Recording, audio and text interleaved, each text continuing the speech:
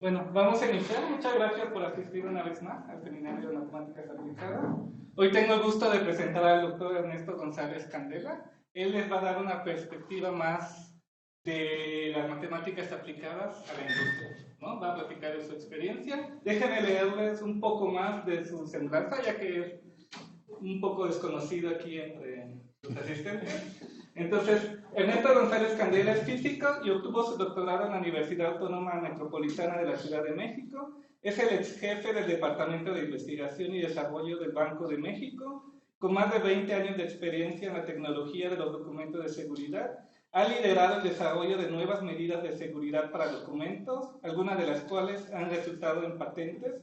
Se especializó en sistemas de visión por computadora para analizar, autenticar y conocer la trazabilidad de los billetes.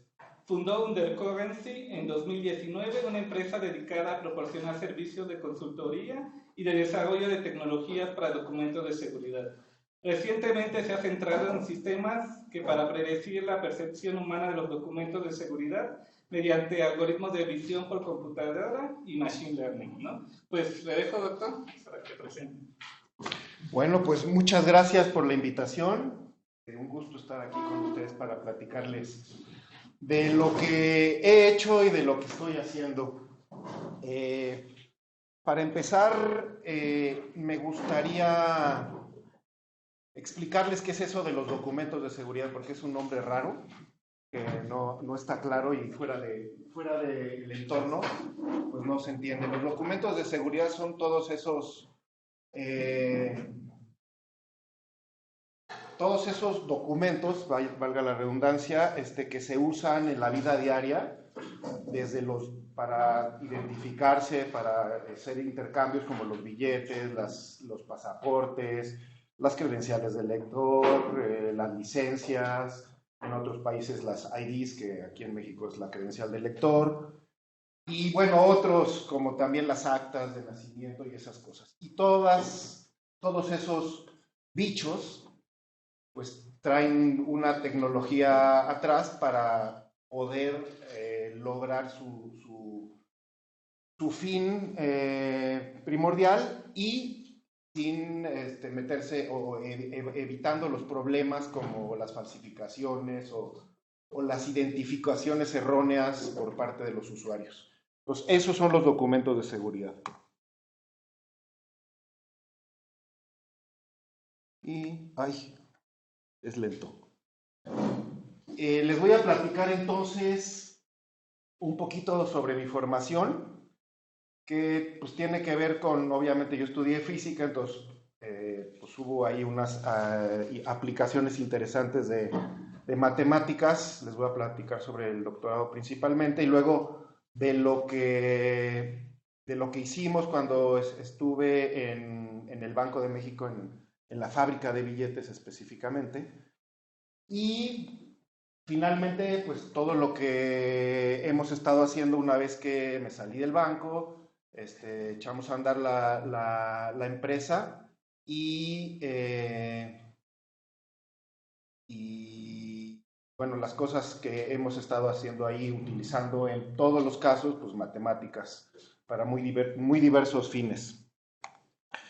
Bueno, yo estudié la licenciatura y la maestría en la Facultad de Ciencias de la UNAM y empecé la licenciatura. Doctor, Sí. parece que no se está cambiando la presentación. Y pues bueno, hubo mucho de programación y de asuntos numéricos.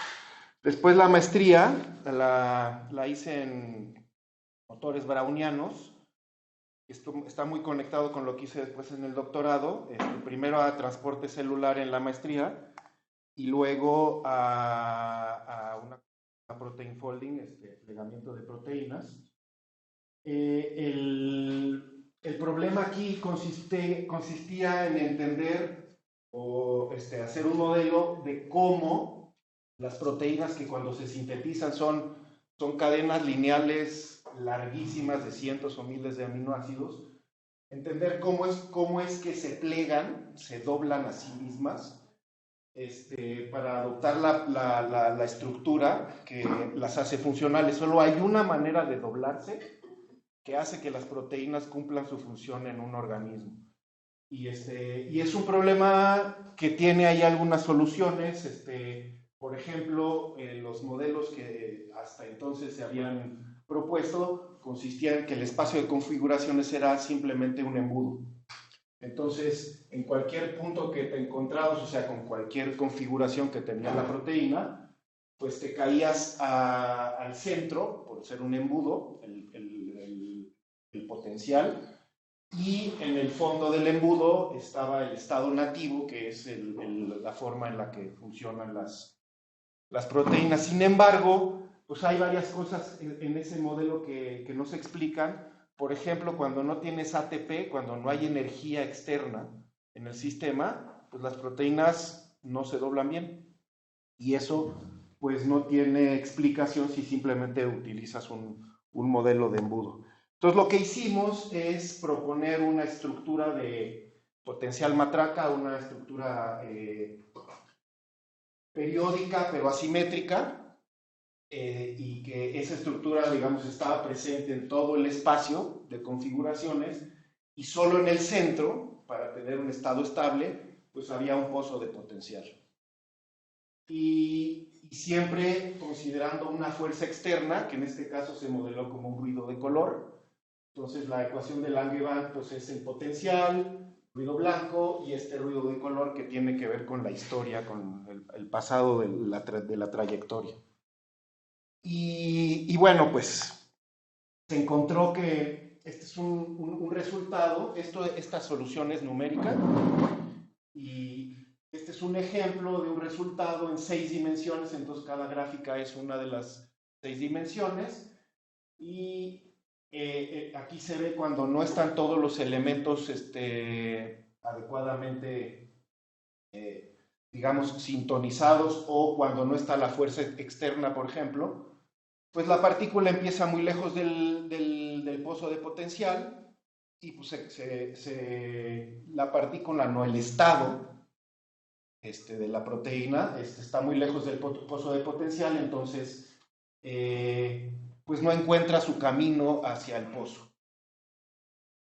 Incluso si tienes esta estructura simétrica, que en este caso eran, no sé si vieron, eran círculos concéntricos con la simetría apuntando hacia el pozo. Cuando uno le mete la fuerza externa y todos los parámetros, digamos, sintonizados, entonces rápidamente las 6 dimensiones colapsan al origen. Quiere decir que cayó en el pozo, ¿no? Y eso, bueno, aquí se ve lo mismo, pero en lugar de graficar las 6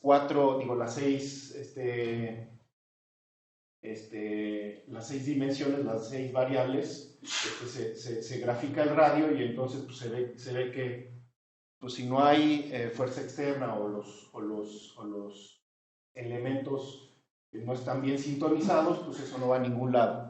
Entonces el radio básicamente no cambia. Cuando sí, entonces el radio colapsa a cero rápidamente. Y eso pasa en 6, en 20, en 100, incluso en 500 dimensiones. Hasta ahí llegamos, ¿no? Y bueno, pues este es un ejemplito de pues, el uso de las matemáticas divertido, interesante en biofísica en este caso. Pero aquí pues les vengo a platicar de qué onda con los documentos de seguridad. Entonces, pues bueno, después de mi paso por la academia con este tipo de, digamos, de proyectos, pues llegué al Banco de México, un mundo completamente diferente a la academia, raro. Pero después de un rato, pues resultó que era muy interesante. Cuando entré como investigador industrial. Llegué ahí por unas circunstancias, por unas coincidencias extrañas, y pues empecé a entender de qué se trataban estos documentos de seguridad, en particular, que son los billetes. Y las primeras cosas que estuve haciendo ahí fue desarrollo de especificaciones y métodos de prueba para procesos de control de calidad. ¿Qué es esto? Pues llegan los diferentes materiales que componen los billetes, y hay que asegurarse que tengan las características físicas que deben de tener para que funcionen adecuadamente. Entonces, para esto hay un montón de cosas que se les miden y tienen que estar estas cosas dentro de ciertos rangos, intervalos, para que los billetes, digamos, no presenten problemas en la producción o en la circulación.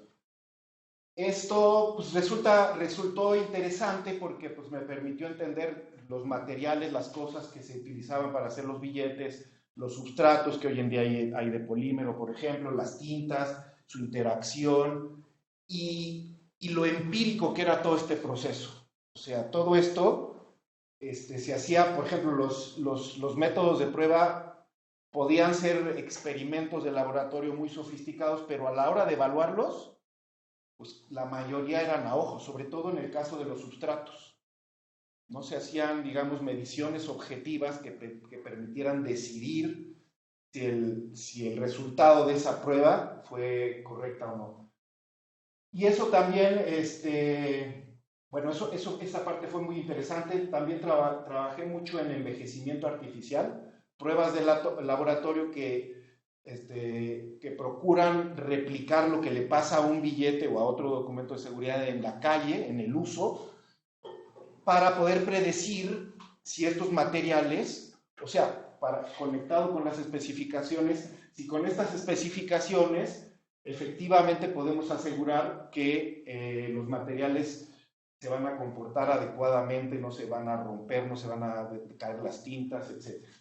Entonces son pruebas también bastante empíricas porque hay que pues, tratar de atinarle a lo que llaman el santo grial, de atinarle a qué hay que hacerle a un billete para que se parezca a lo que le pasa en circulación, que es tremendamente diverso y complejo.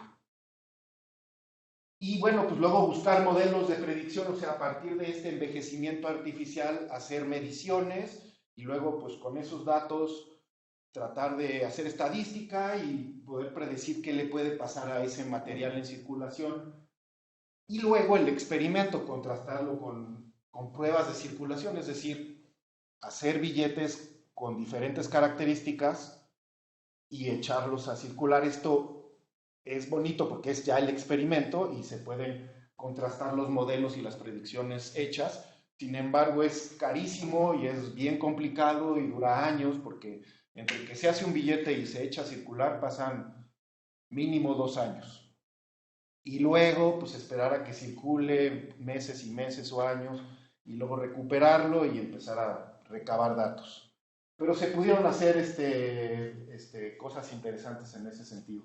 Y luego, pues estudiar nuevos materiales como por ejemplo el polímero que ustedes ya conocen, se empezó a utilizar hace ya varios años.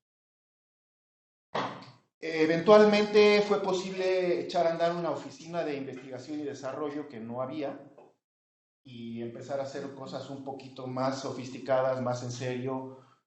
Tuve chance de contratar físicos, matemáticos, estadísticos, químicos. Bueno, lo dije en plural, debía de haber dicho en singular, no éramos tantos.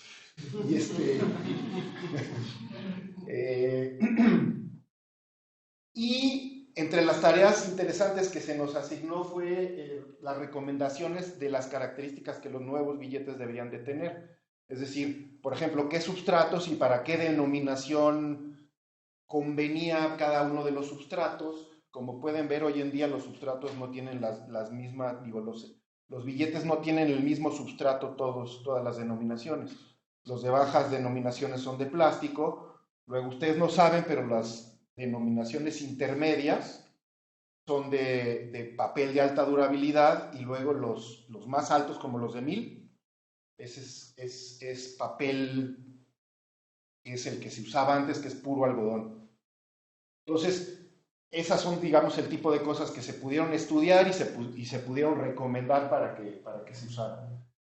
Luego, pues también estudiar todo lo que hay en el mercado y que las empresas que venden espejitos, pues no nos engañen y realmente ver que esas cosas cumplan su función, sean efectivas y que no sean medidas de manera subjetiva de mira, le hice esta prueba de laboratorio y el resultado es muy bien.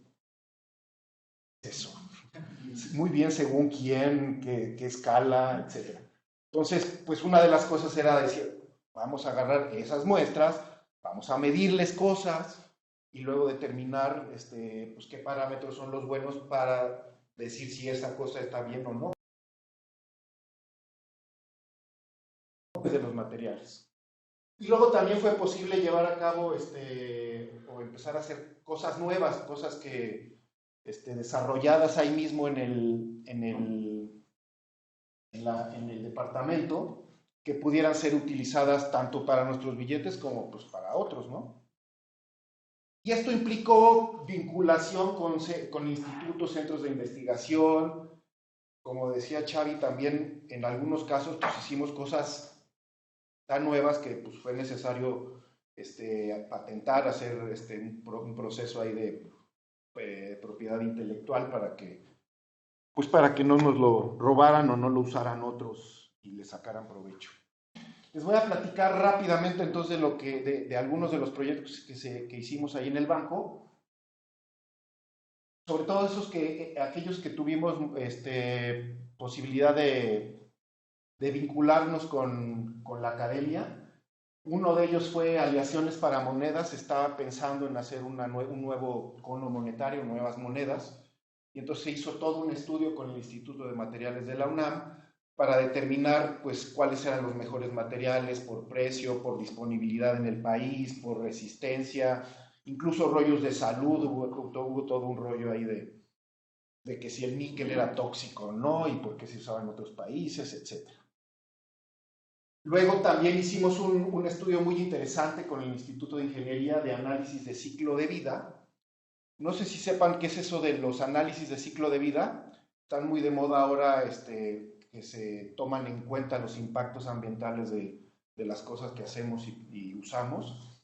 El análisis de ciclo de vida es eso, el impacto ambiental de un material, pero desde que se extrae la materia prima, por ejemplo, el polímero, el petróleo, etcétera, si se produce en otro lugar hay que transportarlo, si se consume agua, si se generan gases, etcétera. Y entonces se comparó los billetes de polímero con los de papel, que es algodón. Que no era obvia la solución, porque uno pensaría, pues el algodón es más amable con el ambiente, es una fibra natural, y el polímero pues, es petróleo, y el plástico es difícil pues, deshacerse de él, no se degrada. Pero, pues, por ejemplo, el algodón para producirse requiere cantidades bestiales de agua, ¿no? Y por otro lado está el hecho de que el polímero dura más. Y si dura más, hay que hacer menos. Y si hay que hacer menos, el impacto es menor. Y al final eso resultó, que el polímero tiene un impacto ambiental menor. Ahí sí se hicieron algunas matemáticas, pero no muchas. Pero es un ejemplo, digamos, de todas estas cosas que se hacen en la industria, que están vinculadas a la academia y que resultan muy interesantes. Esto es un ejemplo de algunas de las cosas que hicimos de envejecimiento artificial, y es algo que les quería platicar un poquito más profundamente. Es una comparación entre dos substratos diferentes. La línea azul es un substrato de algodón puro, que es el que tradicionalmente se ha usado desde hace muchos años. El algodón es muy resistente, pero pues tiene sus limitaciones. Y este rojo es un substrato también con base de fibra de algodón, pero tiene unas capas protectoras, unos como recubrimientos que ayudan a que no se le pegue tanto la mugre, que la suciedad del polvo, la grasa, no se adhiera a la superficie, y también algunas fibras sintéticas que ayudan a que la resistencia del material a romperse, digamos, sea mayor. Y lo que se hizo en este caso es que se tomaron muestras de estos dos substratos, se imprimieron, ahí teníamos la fábrica a nuestra disposición, entonces la podemos imprimir para que los materiales sean, más bien el producto final sea lo más parecido a lo que va a estar circulando en la calle, ¿no? Porque los procesos de impresión afectan, digamos, el estado final del material, porque se apachurra, porque se imprime, etc. Y entonces, pues esta es una de las cosas típicas que hacíamos. Diseñamos un método de deterioro artificial y lo fuimos aplicando en ciclos a estos dos materiales, a varias muestras, obviamente, y fuimos midiéndole cosas. En este caso fue un análisis de imagen bastante sencillo, se obtienen imágenes y se pasan al espacio LAB, y de ahí se toma la L, que es la luminosidad, que de alguna manera que está muy bien correlacionada con la suciedad, ¿no? Y entonces eso era lo que le medíamos, y entonces pues fuimos metiéndole ciclos a los materiales y fuimos midiendo cómo iba ensuciándose el material, y bueno, esta es una de los resultados que se obtuvieron. Una de las cosas interesantes es que cómo determinar cuál es mejor si, por ejemplo, estas curvas se siguen, digamos, siguen evolucionando y se pueden cruzar más adelante, y entonces, pues aquí la diferencia es mucha, pero a lo mejor después es menos. Entonces, ¿cómo decidir dónde se deben de comparar? Pues es muy fácil, porque este eje pues representa qué tan dañado o sucio está. Y en el banco, pues tenemos un estándar, digamos, del nivel de daño, donde el material se debe de retirar. Entonces, fuimos a medir, vimos cuál era ese nivel. Obviamente aquí esta raya es el resultado de un montón de estadística. Y trazamos este umbral, y entonces, pues, ¿qué tanto vive un billete? Pues es el punto donde se cruza con ese umbral, idealmente, ¿no? Más allá de que los billetes no siempre se retiren en ese momento. Y entonces, pues podrías decir, mira, ¿qué tanto dura este con respecto a este? Pues es esta diferencia en ciclos que se puede hacer un símil, o se puede transformar en tiempo. Obviamente un billete que es de más baja denominación, pues este tiempo, esta escala se acorta porque llega mucho más rápido a niveles altos de deterioro. O sea, cada ciclo representa menos tiempo en un billete de baja denominación que uno de alta, que circula más lento, se deteriora más lento, y entonces pues estos ciclos equivalen a más tiempo. Y ese es el tipo de cosas que hacíamos en envejecimiento. Otra de las cosas que hicimos es el desarrollo de pues, era una especie de sistema, de elemento de seguridad, que consistía en aprovechar las variaciones de producción. Eso contra lo que se está luchando siempre en una fábrica, reducir las variaciones para que los productos sean más parecidos, sean más estándares, tengan mayor calidad. Pues nos dimos cuenta que era una oportunidad de caracterizar a cada billete, porque dado que estas variaciones se controlan hasta cierto punto, pero no totalmente, entonces hace que cada billete sea esencialmente distinto. Aquí les voy a platicar rápidamente, esto es, digamos, bonito que se entienda para que un poco vean esas variaciones, por ejemplo, de todas las variaciones que tenían, cuáles aprovechamos que nos podían ser útiles. Resulta que los billetes se hacen de la siguiente manera. Llega el substrato, que es el papel o el plástico, con muchas de las cosas como la marca de agua, los hilos que ya traen ahí, las banditas. Así se compran, se diseñan y se mandan a hacer así. Y entonces estas cosas ya tienen una posición relativa. Luego, en la fábrica lo que se hace es aplicar diversos procesos de impresión. El primero es uno que se llama offset, es un poco diferente al que se usa comercialmente. Luego es una impresión de un grabado, y finalmente se pone el folio, el número, ¿no?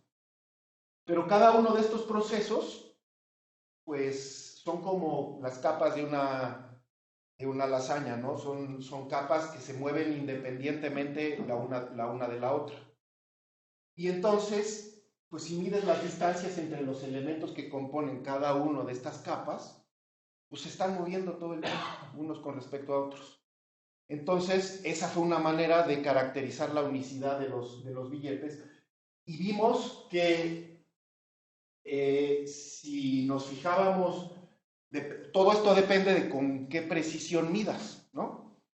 Si mides con muy poca precisión, las variantes van a ser menos. Si mides con más precisión, las variantes van a ser más. Y entonces aquí hicimos un cálculo de si teníamos una imagen a 100 dpi, pues ya teníamos 10 a la 8 variantes, que no son tantas, pero considerando que además tienen un número diferente, pues ya son una cantidad buena, ¿no? Pero si nos vamos a 600 dpi, pues ya son 10 a la 15, ¿no? Entonces, si tú le mides cuando emites ese billete esas distancias relativas, luego en la calle, aunque se distorsione, se ensucie, se arrugue, en general la distancia entre las capas no va a cambiar, o no va a cambiar mucho. Y eso tuvo que considerarse.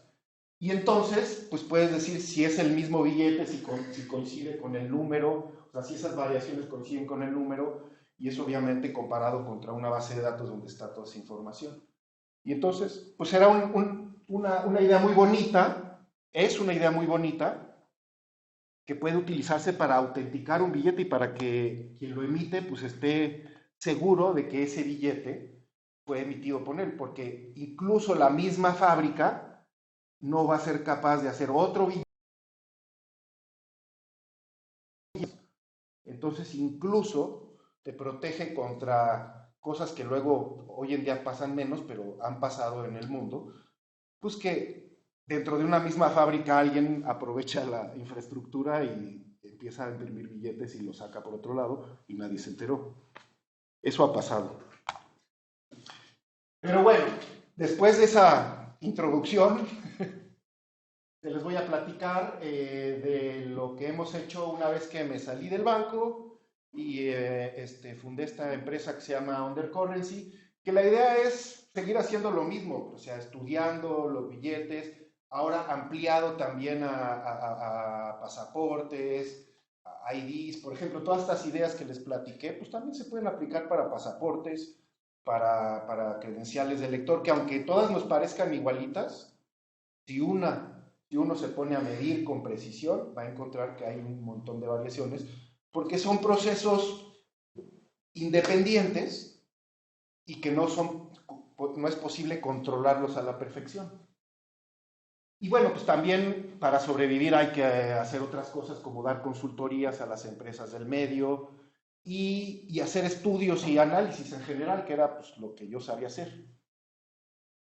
Entonces, el primer ejemplo que les voy a platicar es una colaboración que tengo con una empresa que se llama Snowfish, que lo que hace son unas maquinitas sofisticadas, aunque se ve muy simplona, pero pues es un escáner, básicamente, pero que tiene la posibilidad de obtener imágenes en IR, en UV, con luz transmitida, luz reflejada,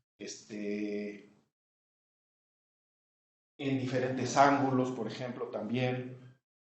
Y además tiene un software muy bonito donde una vez obtenida la imagen o las imágenes, porque tiene cada uno de estos que no se ve muy bien, es un canal, quiere decir una imagen distinta. Entonces cuando uno pasa un billete se generan todas esas 15 imágenes. Tenemos una RGB, pero también tenemos la azul, la verde y la roja por separado, y luego tenemos el IR, el transmitido, etc. Entonces uno puede seleccionar regiones, las ROIs, las famosas ROIs, y aplicar una lista de diferentes funciones a esa región. Entonces hace un análisis que convierte pues, mucha de la información que tiene el billete a datos. Y bueno, este es un ejemplo de algunas de las imágenes que se obtienen. del billete de 500 pesos. Esta es la imagen en verde, solo el canal verde del RGB. Este es el canal verde, pero en luz transmitida. Entonces la iluminación está por atrás y pues se ve medio feo porque está atascado. Está lo de atrás y lo de adelante. Pero se ve la marca de agua, se ve las bandas con los hilos, etc. Y luego el mismo billete, pero ahora visto en la longitud de onda de 840 nanómetros. Y pues ahí ya desaparecen muchas cosas. Ahí solo se ve las tintas o las cosas del billete que absorben esa longitud de onda, y lo que lo refleja pues no se ve. Y luego el mismo IR, pero en luz transmitida ahora, y entonces pues ahora se ven los elementos en IR del reverso y del anverso, de atrás y de adelante. Y entonces pues seleccionando regiones de interés de todas esas 15 imágenes se pueden sacar montones de datos y se pueden decir un montón de cosas. De análisis que hemos hecho, en algunos casos tenemos 3000 parámetros, o sea, de un atasque de datos. ¿Qué más queremos en la vida que muchos datos cuando queremos hacer estadística? Bueno, eso lo quisiéramos de muchos billetes para que la estadística fuera buena, pero por lo menos podemos medirle un montón de cosas y con muy buena precisión. Esos datos se pueden obviamente exportar de este software y se pueden hacer un montón de cosas. Aquí simplemente les platico un ejemplo de un estudio que se hizo para analizar falsificaciones. La idea no era distinguir o diferenciar entre billetes falsos o auténticos. Eso normalmente ya a estos niveles es bastante más fácil. Y de hecho, aquí se ve, aquí están graficadas un par de combinaciones lineales de parámetros. Obviamente de esos 800, 1000, 2000, 3000, pues hay que limpiar y hay que decir este sí me sirve, este no me sirve, en función de lo que queremos obtener. En este caso, el objetivo era no separar entre auténticos nada más, sino separar entre las diferentes clases de falsos. Los falsos no todos son iguales, depende quién los hace, y depende quién los hace, cómo los hace, con qué tecnología, con qué recursos, y el resultado final es diferente. Y eso se puede medir.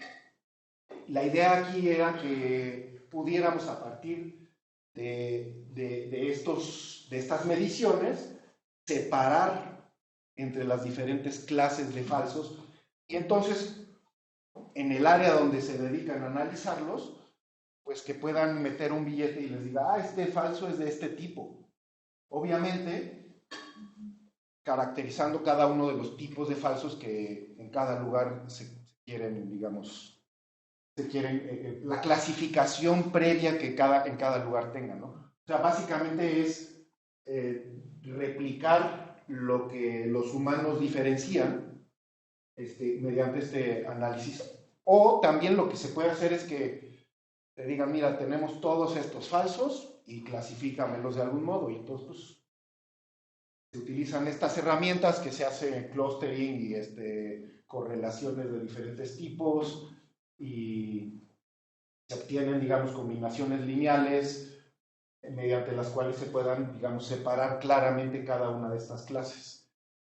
Lo bonito de esto es que si tú tienes esta herramienta, un área que se dedica a analizar billetes falsos, pues en el momento que llega un billete falso que tiene características muy diferentes a todos los demás, pues es muy fácil de identificar y de levantar una alarma, porque pues aquí hay alguien nuevo, está entrando al negocio y lo está haciendo muy diferente, y sobre todo si este puntito se empieza a acercar acá. Es decir, si la tecnología que él tiene se va siendo más parecida a los auténticos. Y obviamente considerando, digamos, análisis estadísticos buenos, auténticos, porque estos van a variar de cuándo se hicieron dentro de la misma fábrica, pero además, pues el deterioro va a hacer que esto se haga más gordo. Pues tienes que evitar que esto se acerque a la frontera de estas hiperesferas, digamos.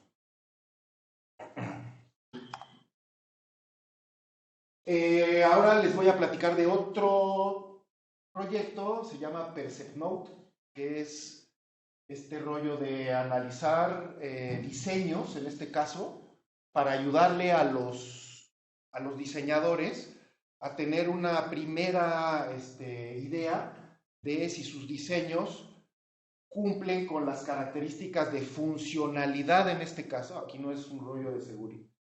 Está conectado con la seguridad, pero no es directamente a eso, sino a que los billetes no solo se vean bonitos, sino que estén hechos de modo que los usuarios les sean fáciles de usar. ¿Qué quiere decir fáciles de usar?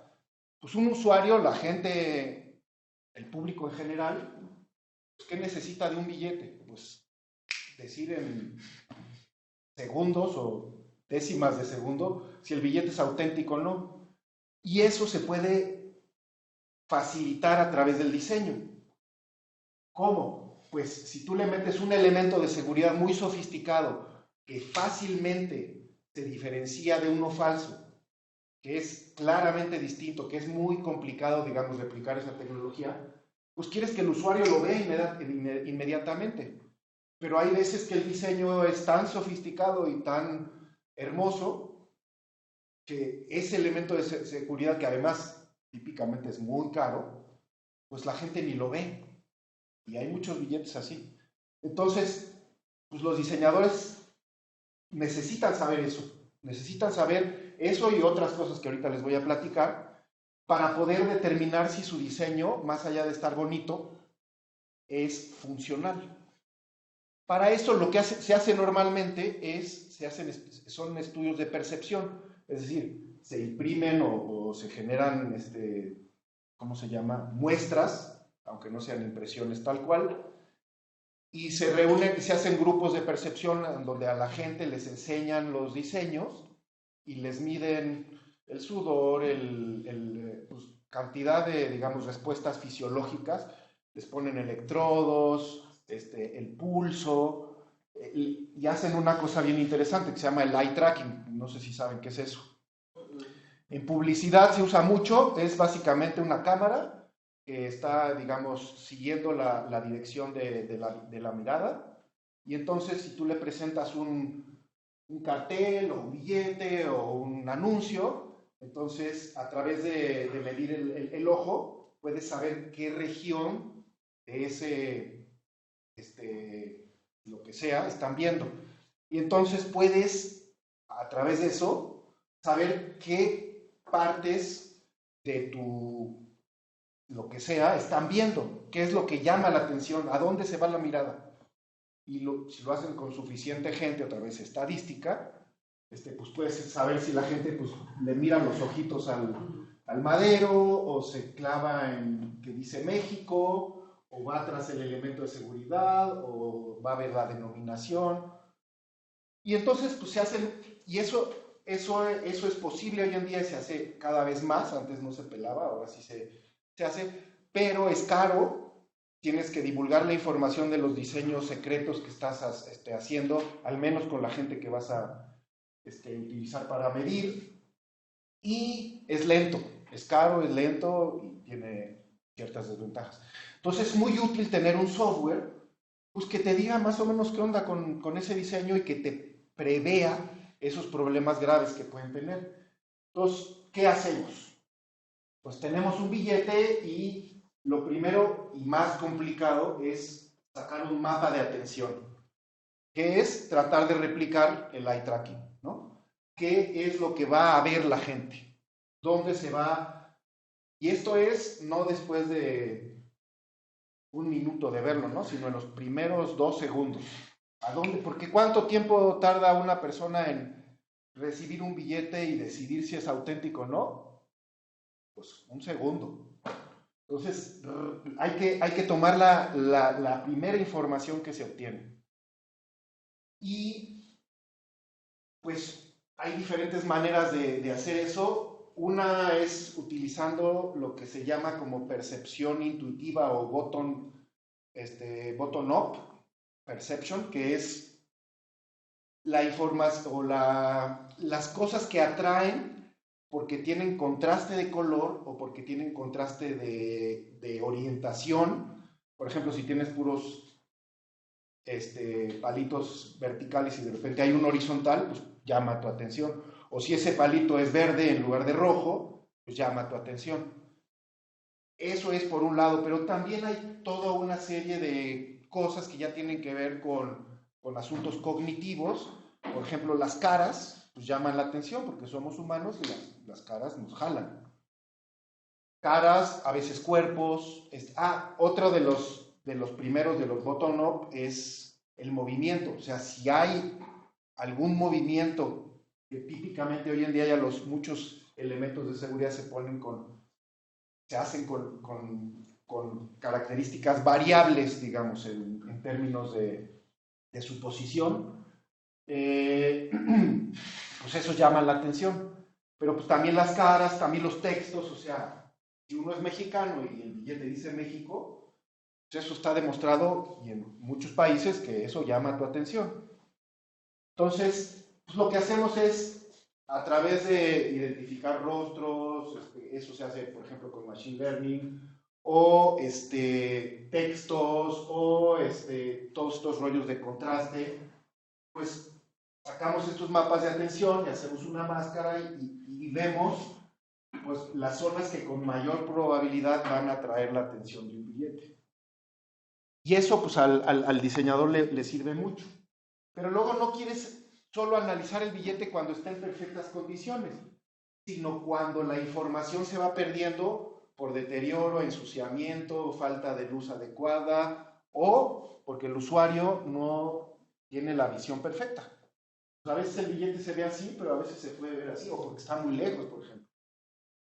Entonces, pues analizamos todo, no solo con toda la resolución, sino que para modelar de una manera muy simple esa pérdida de información por todas estas circunstancias, le bajamos la resolución y vemos cómo se comporta, qué elementos, qué partes del billete siguen llamando la atención, incluso en estas circunstancias.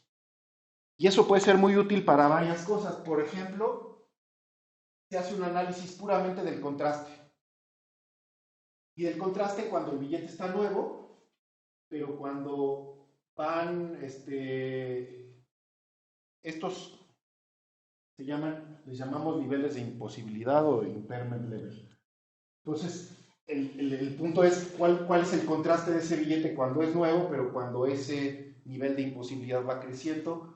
Y entonces hay billetes que pueden empezar en una posición, pero que son menos resistentes a ese proceso, y entonces se puede cruzar, y a partir de eso pues puedes ver qué estructuras conservan mejor el contraste y qué estructuras no. Aquí, por ejemplo, tenemos la comparación de un billete de 5 euros, uno de 10 euros y uno de 50 francos suizos.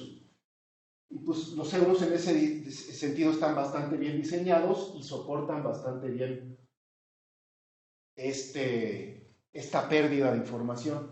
Pero ¿por qué nos parece importante el contraste? Pues esto es un hallazgo que se hizo bien interesante cuando estábamos en el banco. Y resulta que si un billete tiene mayor contraste, dura más, vive más. Eso nos pasó con un billete de 200 pesos que se cambió de diseño, pero los materiales se conservaron exactamente igual.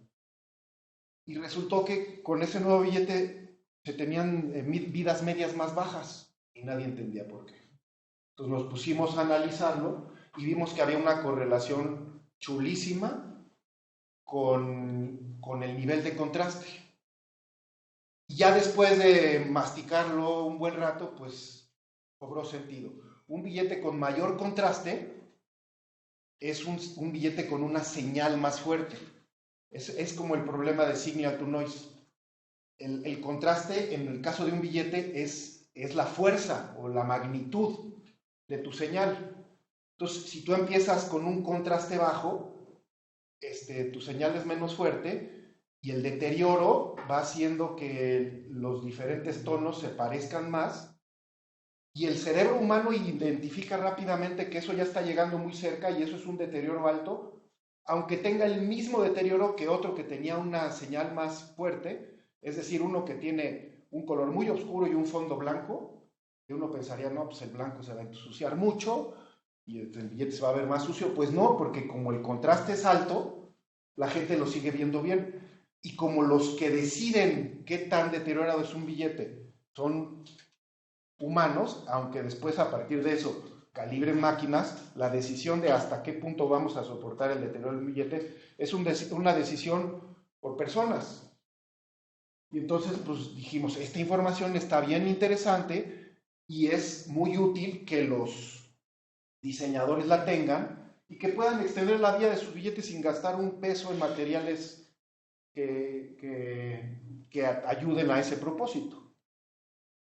Y bueno, para un diseñador que a lo mejor esto se le complica, porque los diseñadores no saben muchas matemáticas, entonces pues, construimos un índice de contraste que es una especie de integral de esta curva, pesada, nada más. Y entonces el diseñador rápidamente dice, ah, mira, estos dos están muy bien diseñados en términos de contraste y no tanto, entonces vamos a hacerle algo para... Siendo suizos a lo mejor no les importa mucho porque pues, no circulan mucho y no hay tanto... ¿Sí? ¿Ya? Ya vamos a acabar. Otra cosa que se hace es analizar el color. ¿Por qué el color? Pues porque resulta que es la principal manera de diferenciar denominaciones por las personas. Entonces, pues hay que saber cuál es el color de un billete, pero el problema es que no hay un acuerdo de cuál es la manera de... No hay una definición del color de un billete. Uno puede decir, pues agarro todo el billete y promedio, ¿no? Pero otra vez, pues si las personas se enfocan en ciertas regiones con mayor probabilidad, pues esas regiones deberían de pesar más para la determinación del color. Y eso fue lo que hicimos. Hicimos una definición de color que promedia todo el billete, pero con pesos dependiendo de qué regiones llaman más la atención. Y entonces, pues así calculamos el color de cada billete y en su versión saturada, porque esta es la versión sin saturarse, si lo dejamos así, todos estarían muy cerquita del centro, para ver bien qué tan distribuidos están, lo saturamos y entonces vemos qué tan lejos está cada billete de los otros. Y esto, mientras mejor estén distribuidos en el plano de color, pues a la gente se le va a hacer más fácil diferenciarlos, ¿no? Y bueno, para acabar, pues no todos vemos el color igual, existen los daltónicos. Entonces, todo este análisis, todo lo que vimos, el software es capaz de replicarlo, pero ahora con diferentes tipos de enfermedades de la vista. Entonces, por ejemplo, ese billete de $20 canadiense, pues así se ve para un daltónico que tiene deuteronopia. Se dice deuteronopia, está mal ahí. Y tritanopia, o sea, completamente distintos. En el plano de color, estos se verían, bueno, dependiendo de la enfermedad, como distribuidos en una línea, porque hay unos que no ven el azul, otros que no ven el rojo, etc. Y bueno, ya para acabar, un ejemplo de uno de estos elementos de seguridad que son caros y que se busca que la gente vea. ¿Qué hacemos? Bueno, este es un ejemplito de lo que hace. En la vida real se ve un poquito más bonito. Pero pues básicamente cuando uno lo mueve, pues estos colores se mueven, cambian de posición. Las líneas estas se mueven de un lugar a otro. Y entonces lo que hicimos, bueno, ¿qué queremos? Queremos entender qué tanto llama la atención esto, pero una de las cosas importantes es cómo el deterioro afecta a estas cosas y qué elementos de seguridad son más resistentes al deterioro que otros. Entonces, para ello lo que hacemos es que tomamos imágenes en una dirección donde esta puertita está abierta y estas líneas están en una posición específica, y luego cambiamos el ángulo de iluminación para ver el elemento, y entonces obtenemos una imagen. Pues aquí se ve como las posiciones de todo se han movido, y después hacemos una resta, una especie de resta en escala de grises de estas dos, y entonces obtenemos una imagen que representa el movimiento. O sea, lo que no se mueve se ve gris, y lo que sí se mueve se ve o negro o blanco. Si este elemento fuera fijo todo, esta imagen sería gris plana. Entonces, una imagen que representa el movimiento. ¿Y por qué nos pareció interesante eso? Porque pues aquí le podemos medir cosas, y luego podemos medir cómo esas cosas, cuando lo deterioramos de diferentes maneras, por ejemplo, aquí está una especie de simulación de circulación, donde pues, se ven ahí los dobleces y todo el daño que pudo haber sufrido este bicho en su vida. Aquí es un proceso bastante más agresivo que típicamente no pasa en la circulación, que es la muestra, arrugarla hasta que queda el tamaño de una bolitita y luego le estiras otra vez. Y aquí se puede ver cómo la estructura original del movimiento pues se va afectando y ya casi no queda nada. Y bueno, pues esto todavía es un problema que no resolvemos, porque estamos buscándole pues qué parámetros medir que coincidan, que correlacionen bien con el deterioro, y eventualmente va a haber que determinar un umbral para que ese parámetro va a decir, mira, a partir de este umbral ese elemento ya la gente no lo ve, porque mientras exista estructura aquí quiere decir que hay movimiento, y si hay movimiento quiere decir que hay una posibilidad de que sea visto. Y eso es todo. Nada más quisiera acabar con simplemente enfatizar que pues aquí les mostré un montón de cosas, fue un popurrí de un montón de proyectos que he hecho a lo largo de varios años, y que muestran cómo las matemáticas o la ciencia en general se puede aplicar en diferentes ámbitos de la vida, y en particular en la industria, con cosas pues, bien diferentes, y que hay muchas posibilidades, y que las herramientas que tienen como matemáticos, estadística, la posibilidad de programar, la intuición, que han desarrollado la estructura de pensamiento para resolver problemas, resultan sumamente útiles en todos estos potenciales campos. Entonces, pues, úsenla, aprovechenla y háganla valer. Y eso es todo. Muchas gracias.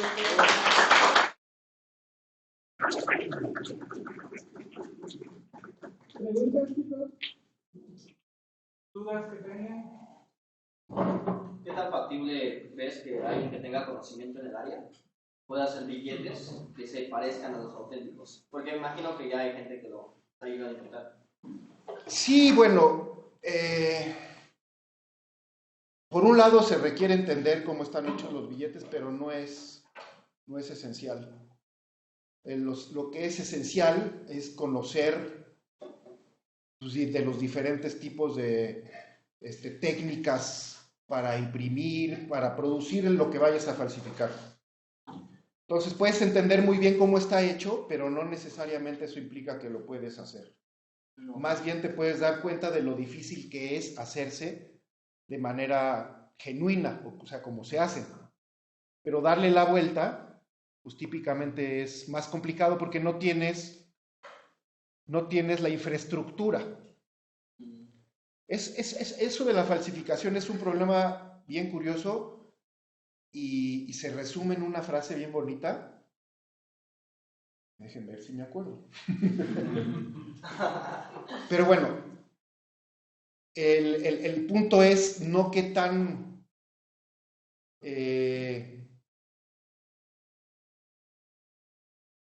ahorita me acuerdo. Dígale con las otras preguntas y ahorita me acuerdo. Se me olvidó.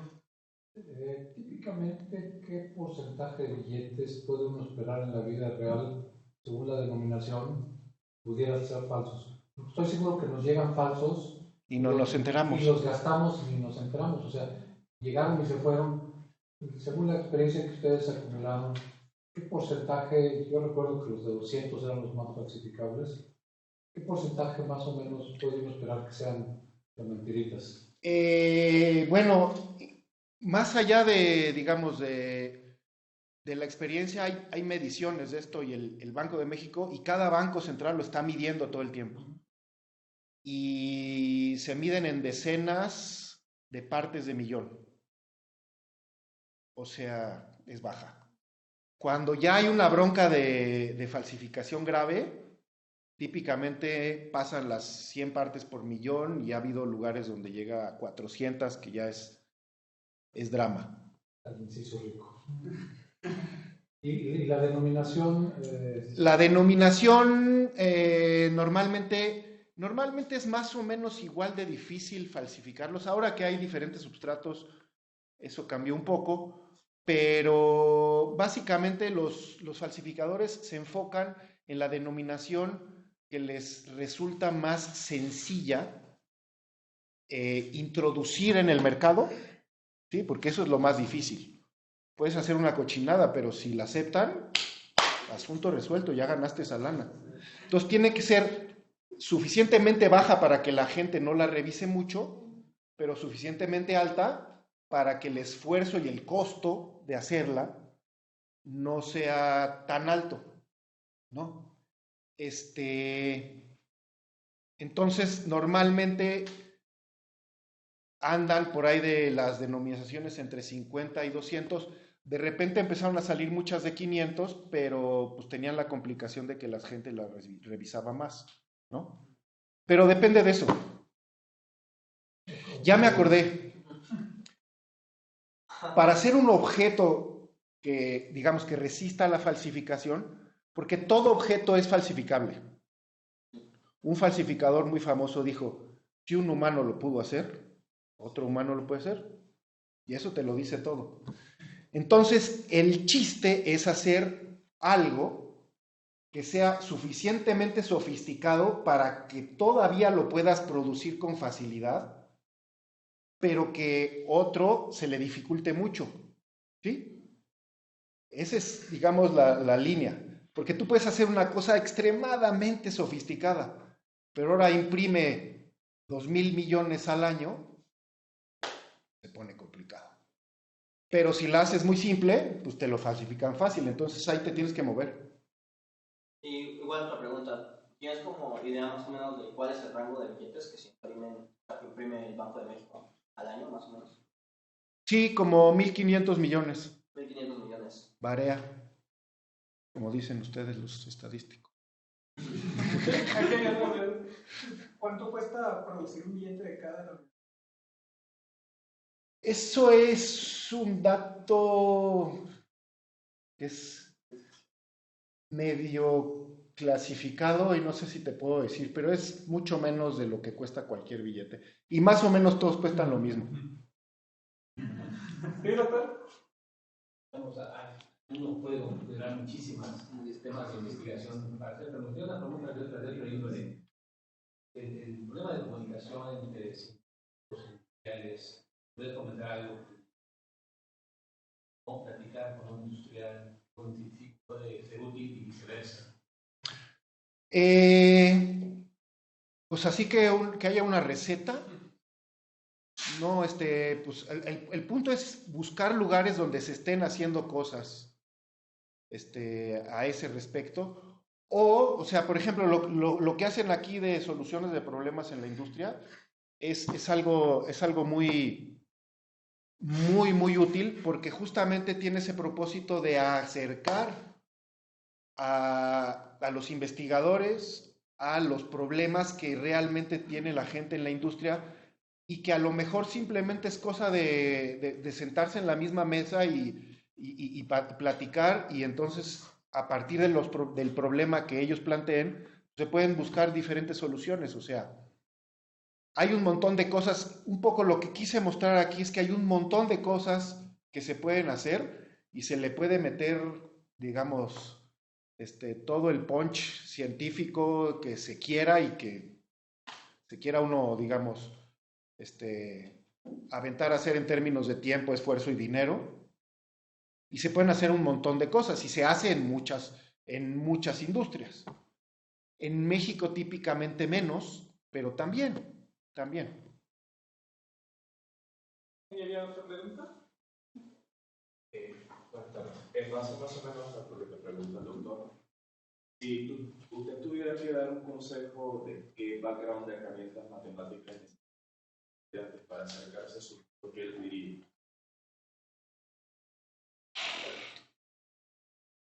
Pues la probabilidad y la estadística son muy importantes. Se usa para todos lados, en todos lugares. Y las dos. Las herramientas de programación son muy útiles cada día más porque pues cada día más las computadoras nos ayudan a resolver cosas y pues la manera de hacer esas cosas es programando. Álgebra lineal por las mismas razones es muy útil. Y en general todas, o sea, el cálculo obviamente porque como decía hace rato, no solo es que vayas a usar la herramienta, sino que tengas una capacidad de estructurar problemas, ¿no? Y en general las matemáticas, la física, que es de donde yo vengo, te ayuda mucho a eso. Más allá de la herramienta específica que ya vayas a usar, poder desglosar el problema en partes y entender cuál es el meollo del asunto y ahora sí ahí aplicarle las herramientas que puedas necesitar, ¿no? ¿Alguna otra pregunta, chicos? ¿Ahí? En el tema de detección de falsificaciones, entendí que el procedimiento es más o menos así. Tienes la maquinita, tienes un billete y la máquina lo que hace es tomar distintas imágenes del billete, ¿sí? Y luego me dice que eso se convierte a datos. Con esos datos se hace análisis estadístico y miras y pues clasificas, hay unos que son auténticos, conocidos y otros falsificaciones conocidas. Exacto. ¿Qué tipo de datos son los que se toman de estas imágenes? O sea, ¿cómo conviertes las imágenes en datos? Esa es una buena pregunta. Primero, eso es una talacha que es Zapata. Ya no se ve. Pero bueno, la idea es que tienes que conocer los billetes para saber qué medir y dónde medir. Y para eso lo que tienes que hacer primero es seleccionar regiones. Entonces tú tienes la imagen, de hecho tienes las 15 imágenes y seleccionas regiones en cada una de las 15. Y las regiones pues pueden tener diferentes tamaños, formas incluso.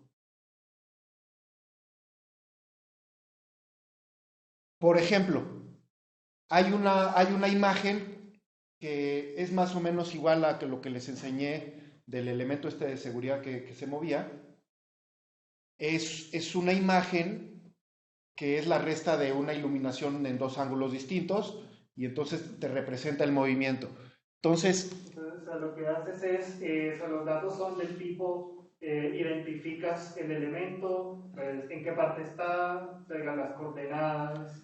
Y luego le aplicas una función a esa región. Tienes una región de datos, puedes sacarle, por ejemplo, el histograma, ¿sí? Y luego estadísticos del histograma, esa es una manera, y de ahí te salen un montón de datos, que si la media, la desviación, los percentiles. Otra es hacer una medición de contraste. Otra es, por ejemplo, medir distancias, o sea, este software tiene detección de reconocimiento de patrones.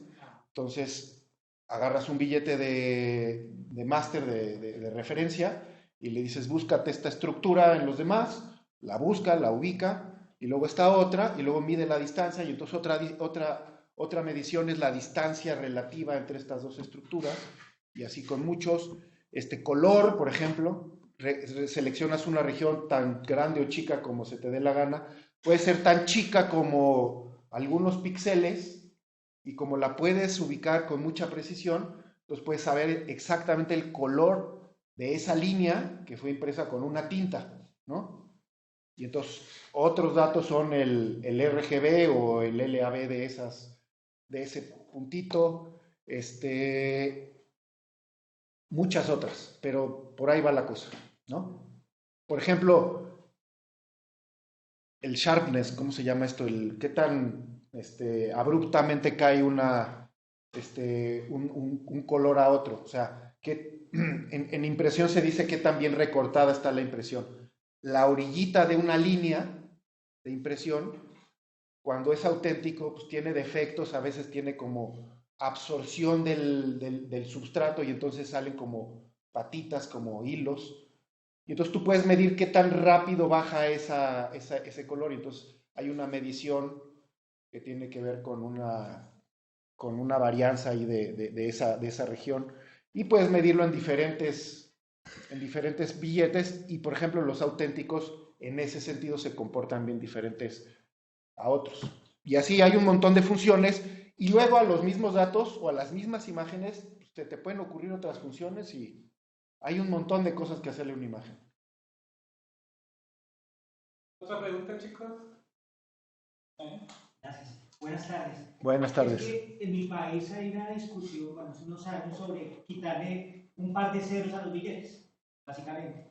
Y siempre se analizó desde el punto de vista económico lo que podría pasar, pero con lo que usted nos presenta, a los billetes también son relevantes el análisis que se debe hacer. ¿Será que la durabilidad de los billetes se ve afectada por, no sé, es decir, los estudios que hay respecto a los billetes anteriores, será necesario hacer un nuevo estudio o se podrían mantener? No, en México tenemos esa experiencia. Todavía no entraba yo en el banco y no sé bien qué pasó, pero yo creo que no pasó nada. Porque un billete de 10,000 o de 10, tuviera o no tuviera sus 3 ceros, para la gente era lo mismo. Lo que importa en durabilidad es la velocidad de circulación, qué tan rápido cambia de manos, ¿sí? Los billetes de alta denominación cambian más lentamente, los billetes de baja denominación cambian más rápidamente. Y eso al quitarle ceros no cambia, porque lo mismo que comprabas con uno de 10,000, ahora vas a comprar con uno de 10. Entonces su velocidad de circulación va a ser la misma y en ese sentido no debería de haber ningún cambio, a menos que le cambien los materiales o el diseño, como ya les platiqué, ahí sí. ¿Otra pregunta, chicos?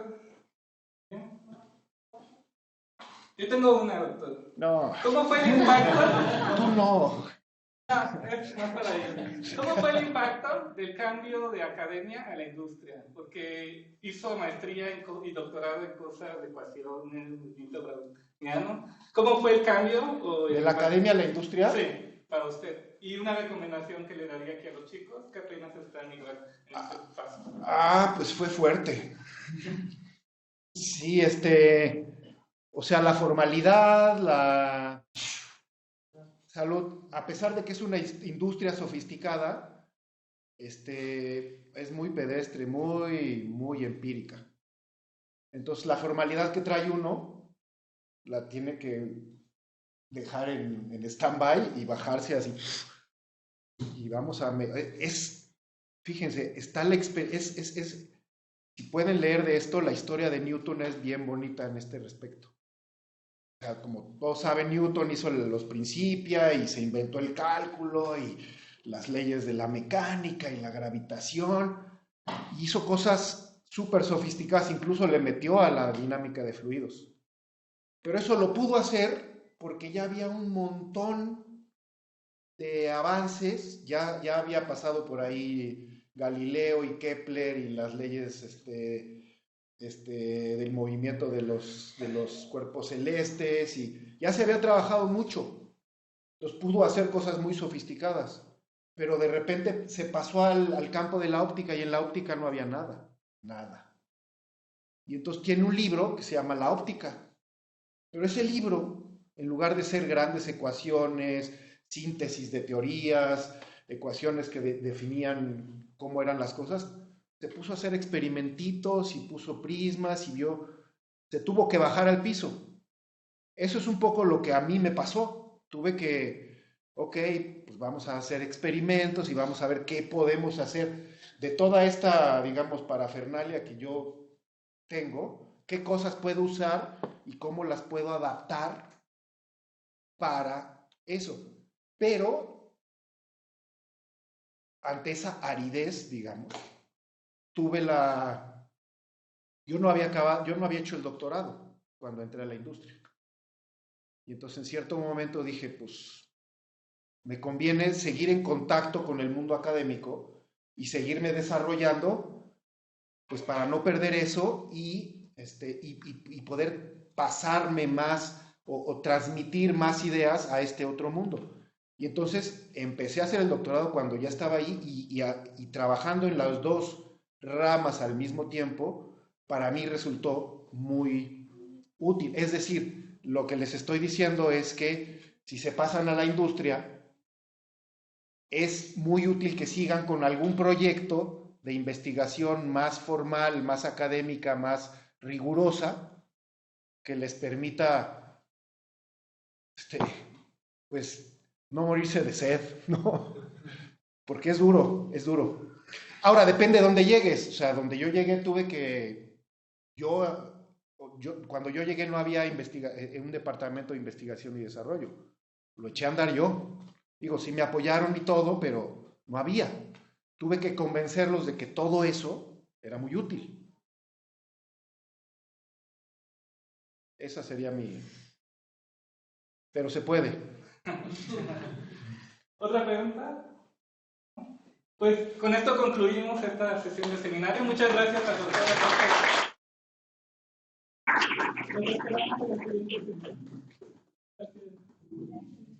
Nada.